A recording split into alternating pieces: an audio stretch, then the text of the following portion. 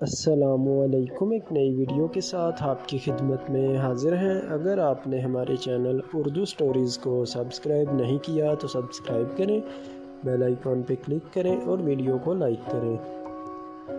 حضرت شیخ عبد القادر جیلانی رحمۃ اللہ علیہ فرماتے ہیں، خدا جب کسی بدبخت کو دکھ دینا چاہے تو وہ بدقسمت ناشکری کا راستہ اختیار کر لیتا ہے۔ جو شخص نیک ہو اور ہوس سے بھی آزاد ہو وہی اصل بادشاہ ہے۔ خاموش رہو، صرف خدا ہی تمہارے دل کا بوجھ ہلکا کر سکتا ہے۔ اگر ہر بیہودہ محض اپنی عقل کے ذریعے سے حقیقت کو پا لیتا تو اللہ تعالیٰ اتنے انبیاء علیہ السلام کو دنیا میں کیوں بھیجتا؟ گمراہی بھی علم سے پیدا ہوتی ہے اور ہدایت بھی، جیسے تری سے کڑوا پن اور میٹھا پن بھی۔ محتاجوں سے مہنگا خریدنا احسان میں ہے اور صدقے سے بہتر ہے۔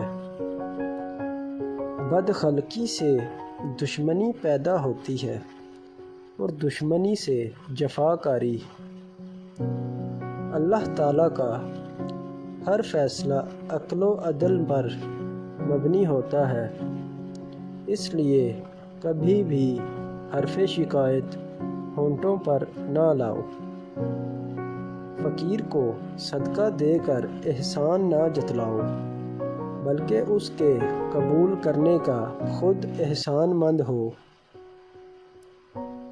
انصاف مظلوم کے لیے جنت ہے اور ظالم کے لیے جہنم ہے۔ سب سے زیادہ دانش مند وہ شخص ہے جو اپنی بات کو اچھی طرح ثابت کر سکے۔ ظالموں کو معاف کرنا مظلوموں پر ظلم ہے۔ جو اللہ کے کاموں میں لگ جاتا ہے تو اللہ اس کے کاموں میں لگ جاتا ہے۔ عقل مند کی پہچان کم بولنا ہے۔ انصاف اور سچائی اللہ تعالیٰ کے نزدیک قربانی کرنے سے زیادہ افضل ہے۔